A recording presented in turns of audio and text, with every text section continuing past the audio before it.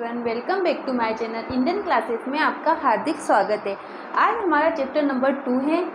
मैंने इससे पहले चैप्टर नंबर 11 तक सारे वीडियोस डाल दिए, लेकिन वो क्या पार्ट में बनाई है। जो चैप्टर लेंथी होते हैं उनकी वीडियोस मैंने पार्ट में बनाई है, लेकिन इस वीडियो में हम पूरा चैप्टर एक सिंगल वीडियो में पढ़ने वाले हैं। इससे पहले चैप्टर 1 की भी मैंने एक सिंगल वीडियो बनाई है जिसमें पूरा चैप्टर कवर करवाया है। तो आप चाहे अगर आपको एक वीडियो में पूरा चैप्टर पढ़ना है तो भी मिल जाएगा, और अगर आपको पार्ट में पढ़ने की इच्छा होती है या पार्ट में पढ़ना ज़्यादा अच्छा लगता है तो आप पार्ट में भी पढ़ सकते हो। ये वीडियोस कहाँ मिलेगी आपको?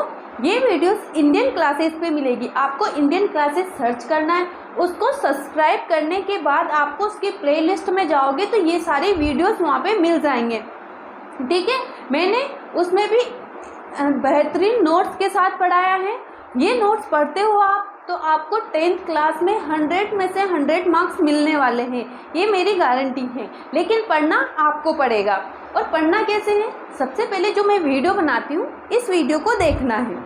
ठीक है, वीडियो को एक बार पूरा देखना है हमें, फिर उसके बाद दूसरे बार में हमें नोट्स बनाने हैं। अगर आप पहले ही नोट्स बनाओगे तो आपको शायद वो चीज़ें इतनी समझ में नहीं आएगी जितनी आप एक बार वीडियो देखने के बाद बनाओगे। ठीक है, तो हमें सबसे पहले वीडियो को देखना है, फिर दूसरी बार में जब आप नोट्स बनाओगे तो आपको पूरे नोट्स याद हो जाएंगे। तीसरी बार में आपको नोट्स पढ़ने की ज़रूरत नहीं है। मैंने बहुत ही सिंपल लैंग्वेज में आपके नोट्स तैयार किए हैं, तो आपको इन्हें पढ़ना ही चाहिए। और वीडियो अच्छे लगे तो वीडियो को लाइक भी करना है। यही मेरी गुरु दक्षिणा होगी। ठीक है, हम आपके लिए इतना मेहनत करते तो आपको एक लाइक तो बनना है और कमेंट करना है। ठीक है, कि वीडियो कैसी लगी। ठीक है, तो आज हमारा चैप्टर स्टार्ट करेंगे हम दूसरा, यानी चैप्टर नंबर 2, अम्ल, क्षारक और लवण। और इसी चैप्टर को भी इस एक वीडियो में पूरा कंप्लीट करने वाले हैं। हालांकि ये लेंथी चैप्टर है, लेकिन हम कोशिश करेंगे कि एक ही वीडियो में ये पूरा चैप्टर कंप्लीट हो जाए। ठीक है, तो स्टार्ट करते हैं। सबसे पहले आता है एसिड। एसिड क्या होते हैं? एसिड अम्ल जो स्वाद में खट्टे होते हैं। जैसे हमने नींबू देखा, संतरा को खाया होगा, नींबू को खाया, ये कैसे होते हैं? स्वाद में खट्टे होते हैं। तो इन सबको हम क्या बोल सकते हैं? एसिड बोल सकते हैं, यानी अम्ल बोल सकते हैं। अब इनमें नींबू, सिरका, टमाटर, दही, इनमें किस प्रकार का अम्ल पाया जाता है? इन सब में अलग अलग तरीके का अम्ल पाया जाता है। वो चीज़ें भी हम आगे पढ़ने वाले हैं कि किसमें किस तरीके का एसिड उपस्थित होता है। तो ये चैप्टर बहुत ही अच्छा है और इसके नोट्स उससे भी ज़्यादा अच्छे हैं। तो हमें ये वीडियो स्किप नहीं करनी है और ये वीडियो पूरी देखनी है और इसके नोट्स भी बनाने हैं। तो हम सबसे पहले पढ़ते हैं एसिड, और इसकी डेफिनेशन में हम क्या लिखेंगे? अम्ल स्वाद में खट्टे होते हैं। अम्ल नीले लिटमस पत्र को लाल कर देते हैं। ये प्रयोग आप लैब में करोगे। जब आपको 11th 12th जब आप साइंस लोगे तो हमें प्रैक्टिकल करवाया जाता है। तो ये सारी चीज़ें जो एसिड का हम पता लगाते हैं, हमें एक सैंपल दिया जाता है कि इसमें एसिड है या बेस है। तो हमें क्या किया जाता है? एक लिटमस पत्र को दिया जाता है। जब हम लिटमस पत्र को उसमें डुबोते हैं तो अगर वो अम्ल होगा तो नीले लिटमस पत्र को लाल कर देता है। अगर नीला लिटमस होगा और हम एसिड में उसको डुबोएंगे तो वो लाल हो जाता है। अगर वो लाल हो जाता है तो ये हमारा एसिड होता है। ये से पता लगाया जाता है। अम्ल वे पदार्थ होते हैं जो जलीय विलयन में एक या अधिक H+ आयन उत्सर्जित करते हैं। जैसे HCl वाटर में किस तरीके से टूटेगा? H+Cl- की फॉर्म में टूटेगा। ठीक है, अगर HCl को वाटर में मिलाया जाए तो H+Cl- यानी H+ जो होगा हमारा धनायन होगा और Cl- जो होगा वो ऋणायन होगा। HNO3 किस तरीके से टूटेगा? H+NO3- इस फॉर्म में ये टूटेगा वाटर में।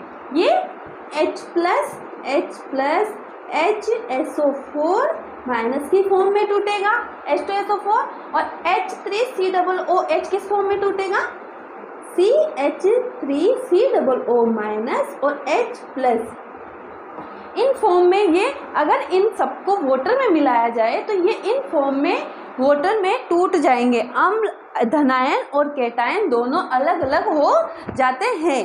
ठीक है, तो एसिड का मतलब समझ में आया कि एसिड क्या होते हैं। एसिड स्वाद में खट्टे होते हैं, जो नीले लिटमस पत्र को लाल कर देते हैं, एसिड कहलाते हैं। और ये जलीय विलयन में H+ आयन देते हैं, है ना। जो हमने उदाहरण के सही देख लिया कि HCl होगा, अगर इसको वाटर में मिलाएंगे तो H+Cl- की फॉर्म में बदलेगा। ठीक है, और HNO3 को अगर हम वाटर में मिलाएं तो H+ देगा, ये भी H+ देगा और ये भी H+ देगा। ओके फाइन, देन आगे चलते हैं। कुछ प्राकृतिक पदार्थों में पाए जाने वाले अम्ल। अब प्राकृतिक पदार्थ कौन सा होता है, नींबू और संतरा। नींबू और संतरा में एक ही तरह का सिट्रिक अम्ल पाया जाता है। सिरका में एसिटिक अम्ल होता है। टमाटर ऑक्जेलिक अम्ल, दही में लैक्टिक अम्ल पाया जाता है। ठीक है, ये पूछा जाता है कभी कभी 1 नंबर या आधे नंबर में न्यू टाइप जो आता है उसमें पूछ लिया जाता है कि नींबू और संतरा में किस तरीके का एसिड उपस्थित होता है। तो सिट्रिक एसिड नींबू और संतरा में उपस्थित होता है। एसिडिक अम्ल में सिरके में होता है। ऑक्जेलिक अम्ल टमाटर में पाया जाता है और दही में लैक्टिक अम्ल पाया जाता है। क्षार क्या होते हैं, क्षार स्वाद में कड़वे होते हैं। क्षार लाल लिटमस पत्र को नीला कर देते हैं। इसका प्रयोग भी हम लैब में ही करते हैं। हमें 2 वो लिटमस पत्र दिए जाते हैं, एक तो नीला दिया जाता है, एक लाल दिया जाता है। जो लाल नीले को लाल करता है वो हमारा एसिड होगा और जो लाल को नीला कर देता है वो हमारा बेस होगा। क्षार को इंग्लिश में क्या बोलते हैं, बेस, और अम्ल को इंग्लिश में बोलते हैं एसिड। ओके, वे पदार्थ होते हैं जो जलीय विलयन में OH आयन उत्सर्जित करते हैं। जैसे ये हमारा, तो ये अगर NaOH को हम जलीय विलयन में मिलाते हैं तो ये Na+ और OH- की फॉर्म में टूटेगा। KOH को मिलाएंगे तो K+ OH- की फॉर्म में टूटेगा। तो ये OH आयन दे रहा है हमें, ये Ca+ OH2- की फॉर्म में टूटेगा। ये Mg+ OH2- की फॉर्म में ये टूटेगा। ओके, तो अगर हम इन सारे तत्वों को यानी वाटर में मिलाते हैं तो ये इस फॉर्म में टूट जाएंगे और सभी देखो हमें ऋणायन यानी OH आयन दे रहे हैं। अब सूचक क्या होते हैं, सूचक वे पदार्थ होते हैं जो किसी विलयन में अगर अम्ल और क्षार उपस्थित हो तो उनकी उपस्थिति को प्रदर्शित करते हैं यानी उपस्थिति को दर्शाते हैं। देखो एक जलीय विलयन मैंने लिया है ना, एक जलीय विलयन लिया और मुझे नहीं पता कि इसमें अम्ल है या क्षार है। ओके, जैसे हमने क्या किया, एक बाल्टी ली, जो भी पात्र है वो लिया, ये हमारा पात्र हो गया और ये हमारा जलीय विलयन हो गया,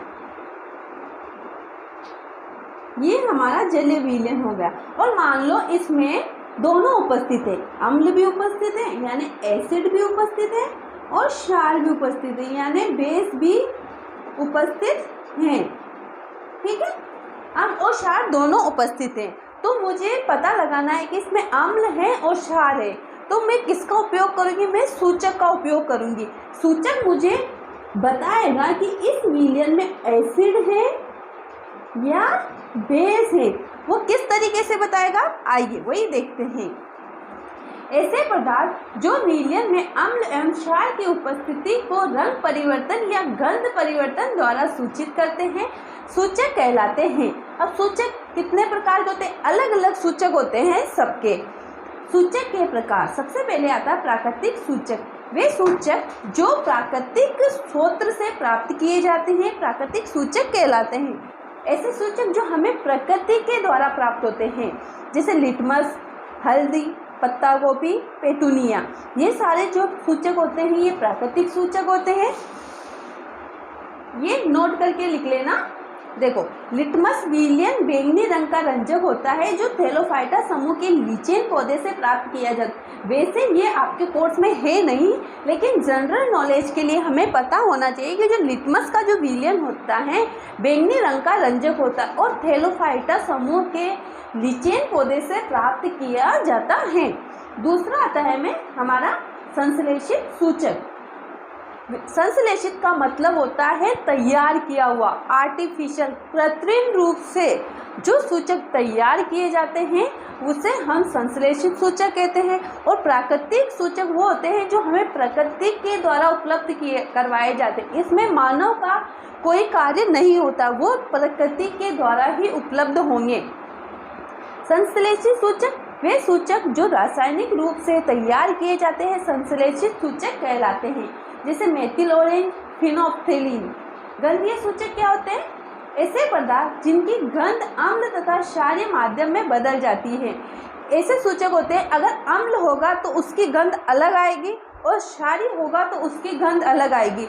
तो हमें गंध के माध्यम से पता चल जाता है कि ये अम्ल है या बेस है, जैसे प्याज, वेलिना आदि। अब ये सारे सूचक हो गए, हमने 3 सूचक पढ़े, प्राकृतिक सूचक, संश्लेषित सूचक और गंधीय सूचक। अब आता है अम्लों के गुणधर्म। हम पहचानेंगे कैसे कि अम्ल, हमने स्टार्टिंग में पढ़ा कि स्वाद में खट्टे होते हैं और नीले लिटमस पत्र को लाल कर देते हैं। क्या इन 2 बातों से हम पता लगा सकते हैं कि ये अम्ल है? तो इनके गुणधर्म, और ये बहुत इम्पोर्टेंट है। कभी कभी अम्ल और क्षार में अंतर पूछा जाता है, अम्लों और क्षार में अंतर पूछा जाता है, तो हमें यही चीज़ें लिखनी है जो मैं अभी बता रही हूँ, ठीक है। अम्ल स्वाद में खट्टे होते हैं, ये जल में घुलकर H+ आयन देते हैं, ये नीले लिटमस पत्र को लाल कर देते हैं, इनका जलीय विलयन विद्युत का चालन करता है। जबकि इसके विपरीत जो क्षार होते हैं वो स्वाद में कड़वे होते हैं। अम्ल स्वाद में खट्टे होते हैं, क्षार स्वाद में कड़वे होते हैं। ये जल में घुलकर OH आयन देते हैं, ये लाल लिटमस पत्र को नीला कर देते हैं और छूने पर साबुन जैसे महसूस होते हैं, यानी सॉफ्ट होते हैं। अगला आता है अम्लों की धातुओं के साथ अभिक्रिया। अब अम्ल धातुओं के साथ यानी मेटल के साथ किस तरीके से अभिक्रिया दर्शाते हैं? जब अम्ल की धातु के साथ क्रिया की जाती है तो हाइड्रोजन गैस उत्सर्जित हो जाती है, यानी Zn अपनी क्या है? धातु है, जो H2SO4 के साथ क्रिया करके ZnSO4 बनाएगा और H2 गैस यानी हाइड्रोजन गैस जो होगी वो रिलीज हो जाएगी। Fe+2HCl, FeCl2+H2, इसमें भी हाइड्रोजन जो गैस हो रही है वो रिलीज हो रही है। ओके, अगला है हमारा क्षार की धातुओं के साथ अभिक्रिया। क्षारों की धातु के साथ अभिक्रिया। जब क्षारों की धातुओं के साथ अभिक्रिया होती है तो हाइड्रोजन गैस उत्सर्जित होती है। इसमें भी जब अम्ल धातुओं के साथ क्रिया करता है तो भी हाइड्रोजन गैस रिलीज होती है, और जो क्षार होता है वो भी धातुओं के साथ क्रिया करता है तो हाइड्रोजन गैस रिलीज होती है। इसमें भी Zn+2NaOH, तो Na2, ZnO3, ZnO2+H2, इसमें भी हाइड्रोजन गैस जो हो रही है वो रिलीज हो रही है। धातु कार्बोनेट की अम्ल के साथ अभिक्रिया। सभी धातु कार्बोनेट अम्ल के साथ अभिक्रिया करके संगत लवण CO2H2O बनाते हैं। धातु कार्बोनेट किसके साथ रिएक्ट कर रहा है? एसिड के साथ। एसिड के साथ रिएक्ट करके लवण CO2 यानी कार्बन डाइऑक्साइड और H2O यानी जल का निर्माण करती हैं। उदाहरण ये हो गया कैल्शियम कार्बोनेट 2HCl के साथ CaCl2H2O+H2O, CO2+H2O यानी कार्बन डाइऑक्साइड और जल दोनों का निर्माण करेगी। ये उदाहरण भी हमें लिखने हैं, ठीक है। धातु हाइड्रोजन की कार्बोनेट अम्ल के साथ अभिक्रिया। सभी धातु कार्बोनेट एवं हाइड्रोजन कार्बोनेट अम्ल के साथ अभिक्रिया करके संगत लवण एवं CO2 एवं H2O बनाते हैं। धातु हाइड्रोजन कार्बोनेट प्लस अम्ल मिलके क्या बनाते हैं? CO2 और H2O बनाते हैं। और ये सारे उदाहरण हैं जो हमें इम्पोर्टेंट पढ़ने ही हैं। उदासीनी अभिकरण क्या होती है? जब अम्ल और क्षार दोनों क्रिया करके लवण और जल बनाते हैं। जब अम्ल और क्षार, एक अम्ल हो गया और दूसरा क्षार मिलके जब क्रिया करता है और लवण का निर्माण करता है तो ये जो प्रोसेस होती है हम उसे उदासीनीकरण कहते हैं। डेफिनेशन किस तरीके से लिखेंगे? अम्ल एवं क्षारक परस्पर अभिक्रिया करके लवण तथा जल बनाते हैं। इस अभिक्रिया को उदासीनीकरण अभिक्रिया कहते हैं। क्षारक और अम्ल मिलते हैं, एसिड और बेस। ये एसिड हो गया हमारा, ये यानी ये बेस हो गया, Na प्लस OH माइनस देगा। जो OH माइनस देगा वो तो हमारा क्षार होगा, और जो H प्लस देगा, H प्लस Cl माइनस, जो H प्लस देगा वो हमारा अम्ल होगा। ठीक है, हमने यही पढ़ा था ना कि जो H प्लस देता है वो हमारा एसिड होता है, और जो OH माइनस देता है वो बेस होता है। तो जो H plus HCl H plus दे रहा है ये हमारा एसिड हो गया, और NaOH O माइनस दे रहा है इसलिए हमारा क्षार हो गया। ये मिलकर NaCl प्लस H2O बना रहे, तो ये हमारा लवण हो गया, इसको बोलेंगे लवण। ये हमारा लवण हो गया, और ये हमारा H2O यानी जल हो गया। उसी प्रकार दूसरी डेफिनेशन भी, ये NaOH, तो Na प्लस OH माइनस होगा, ये H प्लस HSO4 माइनस के रूप में टूटेगा। ओके ओके, ये समझ में आ गया। देन आगे बढ़ते हैं, अम्लों के साथ धात्विक ऑक्साइडों की अभिक्रिया।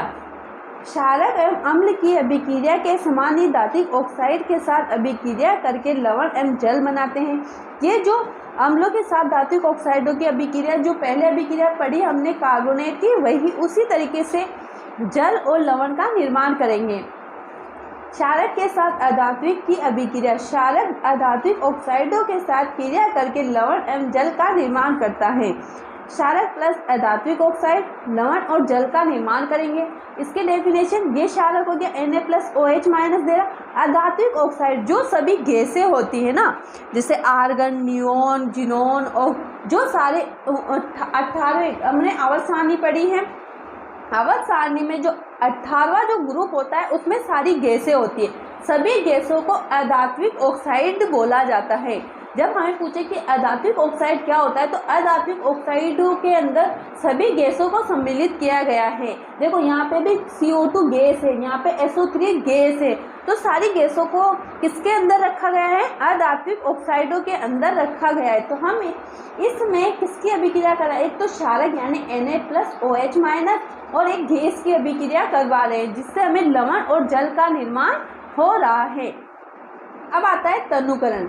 जल में अम्ल तथा क्षारक मिलाने पर आयन की सांद्रता में प्रति इकाई आयतन में कमी हो जाती है। इस प्रक्रिया को तनुकरण कहते हैं। ये डेफिनेशन है जो हमें याद करनी है। ओके, अब अगला हमारा pH स्केल। pH का पूरा नाम पोर्टनेज हाइड्रोनियम। इसे pH में P के सूचक हैं पुसोन्स, जिसका अर्थ होता है शक्ति। ओके, इसकी डेफिनेशन हम किस तरीके से लिखेंगे? किसी विलयन में उपस्थित हाइड्रोजन आयन की सांद्रता ज्ञात करने के लिए जो स्केल काम में लिया जाता है उसे हम pH स्केल कहते हैं। यानी विलयन में उपस्थित हाइड्रोजन आयन की सांद्रता, यानी हाइड्रोजन आयन कितनी मात्रा में उपस्थित हैं, उसे हम pH स्केल बोलेंगे। दूसरी डेफिनेशन लिख सकते हैं हम, हाइड्रोजन आयन की सांद्रता के ऋणात्मक लघु गुणक को pH स्केल कहते हैं। ओके ओके, अब आता है ये नोट करके लिख लेना। हाइड्रोजन आयन की सांद्रता जितनी अधिक होगी उसका pH मान भी उतना ही कम होगा। अगर विलयन में हाइड्रोजन की सांद्रता अधिक होती है तो उस विलयन का pH उतना ही कम होगा। किसी भी उदासीन विलयन के लिए pH का मान 7 होगा। जिस विलयन का pH मान 7 से कम है तो यह विलयन अम्लीय होगा। अगर pH का मान, अगर किसी विलयन के pH का मान 7 है तो वो उदासीन होगा। अगर 7 से कम है तो अम्लीय होगा, और 7 से ज़्यादा होगा तो वो क्षारीय होगा। जिस विलयन का मान 7 से अधिक होगा तो यह विलयन क्षारीय होगा। प्रबल अम्ल किसे कहते हैं? प्रबल अम्ल वे अम्ल जो अधिक संख्या में H+ आयन उत्पन्न करते हैं, जैसे HCl, H2SO4। दुर्बल अम्ल कम संख्या में H+ आयन उत्पन्न करने वाले अम्ल को दुर्बल अम्ल कहा जाता है। उदाहरण के लिए CH3COOH। प्रबल क्षार वे क्षार जिनका जलीय विलयन में पूर्णतः आयनन हो जाता है और OH आयन देते हैं प्रबल क्षार कहलाते हैं, जैसे NaOH और KOH। दुर्बल क्षार क्या होते हैं? वे क्षार जो जलीय विलयन में पूर्णतः आयनित नहीं होते हैं, दुर्बल क्षार कहलाते हैं, जैसे NH4OH NgO का होल ट्वाइस।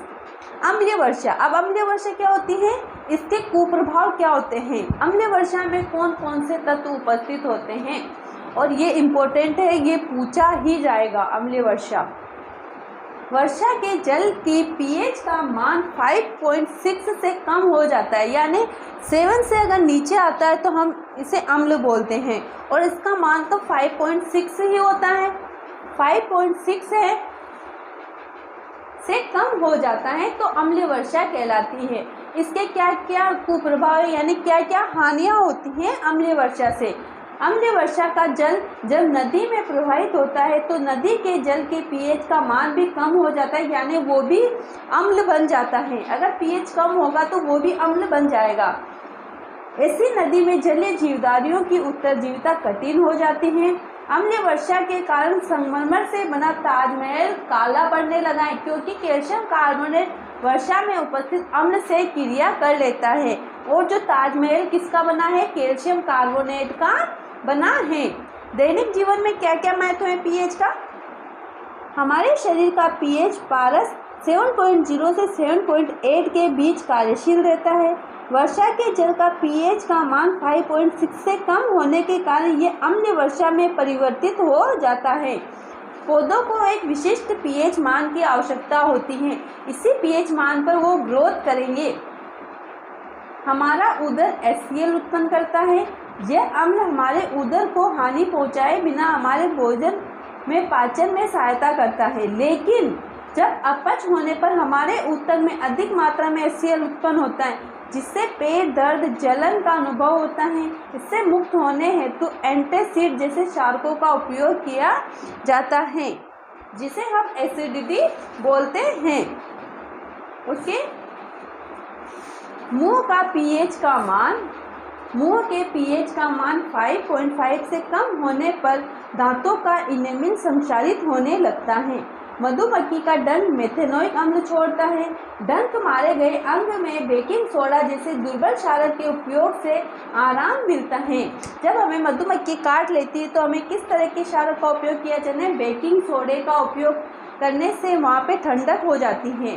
कुछ प्राकृतिक अम्ल हैं, जैसे सिरका में एसिटिक अम्ल, दही में लैक्टिक अम्ल, ये मैंने आगे भी पढ़ा है। संतरा में सिट्रिक अम्ल, नींबू में सिट्रिक अम्ल, इमली में टार्टरिक अम्ल, चींटी का डंक मेथेनोइक अम्ल, टमाटर में ऑक्जेलिक अम्ल और नेटर का डंक मेथेनोइक अम्ल पाया जाता है। साधारण नमक से बनने वाले पदार्थ, जो नमक होता है ना हमारा NaCl, नमक का सूत्र क्या होता है? NaCl। इससे किस किस तरीके के खाने की चीज़ें बनाई जाती हैं? सोडियम हाइड्रोक्साइड, इसे कास्टिक सोडा भी कहते हैं। इसका रासायनिक सूत्र NaOH होता है। सोडियम क्लोराइड के जलीय विलयन में विद्युत प्रवाहित करने पर यह वियोजित होकर सोडियम हाइड्रोक्साइड उत्पन्न करता है, जो क्लोर क्षार प्रक्रिया कहलाती है, जैसे NaCl 2H2O। तो 2NaOH Cl2 और H2 गैस यानी हाइड्रोजन गैस रिलीज हो जाएगी। इसका क्या क्या उपयोग होता है? बॉक्साइट के धातुकर्म में उपयोग होता है, ये भी इम्पोर्टेंट है, ये पढ़ लेना। पोटेशियम पेट्रोलियम के शोधन में उपयोग किया जाता है। प्रयोगशाला अभिकर्मक के रूप में भी इसका उपयोग किया जाता है, ये उपयोग पूछ लिए जाते हैं। साबुन, कागज, सिल्क आदि में भी इसका उपयोग किया जाता है। अगला आता है धोने का सोडा। इसका रासायनिक सूत्र Na2CO3 10H2O होता है। बेकिंग सोडा को गर्म करने पर जो सोडियम कार्बोनेट प्राप्त होता है, उसके पुनः क्रिस्टलीकरण से धोने का सोडा प्राप्त किया जाता है ना। इसका उदाहरण क्या होता है? Na2CO3 प्लस 10H2O मिलकर क्या धोने के सोडे का निर्माण करते हैं, धोने का सोडा। अगला आता है विरंजक चूर्ण। इसका रासायनिक सूत्र CaOCl2 होता है। इसे भुजा हुआ चूना और क्लोरीन मिलकर इसका निर्माण करते हैं। ये हमारा भुजा हुआ चूना हो गया, भुजा हुआ चूना। और ये हो गया क्लोरीन मिलके विरंजक चूर्ण का निर्माण करते हैं, विरंजक चूर्ण। ओके, इसका उपयोग क्या होता है? पीने वाले जल को जीवाणु मुक्त और रोगाणु मुक्त करने में भी विरंजक चूर्ण का उपयोग किया जाता है। वस्त्र उद्योग में विरंजक के रूप में, प्रयोगशाला में अभिकर्मक के रूप में और कागज उद्योग में विरंजक के रूप में इसका उपयोग किया जाता है। अगला आता है हमारा बेकिंग सोडा, यानी खाने का जो सोडा होता है उसे हम बेकिंग सोडा बोलते हैं। इसे खाने का सोडा भी कहते हैं। इसका रासायनिक सूत्र NaHCO3 होता है। इसका रासायनिक नाम सोडियम हाइड्रोजन कार्बोनेट है। कच्चे पदार्थों में सोडियम क्लोराइड का उपयोग करके इनका निर्माण किया जाता है। ये उदाहरण है NaCl plus H2O water, CO2 plus NH3 मिलकर NH4Cl और NaH, ये हमारा हो गया बेकिंग सोडा। बेकिंग सोडे का सूत्र है NaHCO3। इसका उपयोग होता है स्वादिष्ट खस्ता पकोड़े बनाने में, पेट की अम्लता को दूर करने में, अग्निशामक यंत्रों में, सोडा वाटर एवं सोडा मुक्त शीतल पेय बनाने में इसका उपयोग किया जाता है। प्लास्टर ऑफ पेरिस, इसका ये इम्पोर्टेंट है, ये बहुत ही ज़्यादा पूछा जाता है। इसका सूत्र भी इम्पोर्टेंट है। प्लास्टर ऑफ पेरिस, इसका रासायनिक सूत्र CaSO4 1/2 H2O होता है। जिप्सम को जब 373 केल्विन पर गर्म करने पर यह जल के अणुओं का त्याग कर कैल्शियम सल्फेट अर्धहाइड्रेट हेमीटाइड्रेट बनाता है, इसे प्लास्टर ऑफ पेरिस कहते हैं। इसको गर्म किया जाता है। किसको गर्म किया जाता है? जिप्सम को 373 केल्विन डिग्री पर जब गर्म किया जाता है तो प्लास्टर ऑफ पेरिस का निर्माण होता है। इसके क्या क्या उपयोग है? भवन निर्माण में, दंत चिकित्सा में, मूर्तियां आदि सजावटी सामानों को बनाने में और टूटी हुई हड्डियों को जोड़ने में प्लास्टर। जब हमारे हाथ पे टूट जाते हैं तो ऊपर जो सफ़ेद सफ़ेद पट्टा चढ़ाया जाता है वो क्या होता है? वो प्लास्टर ऑफ पेरिस ही होता है। ये हमारा चैप्टर कंप्लीट हो गया है। अगर आपको पूरा चैप्टर पढ़ने में मज़ा आया हो, अच्छा लगा हो, तो आपको वीडियो को लाइक करना है, शेयर करना और कमेंट करना है और चैनल को सब्सक्राइब भी करना है। जय हिंद।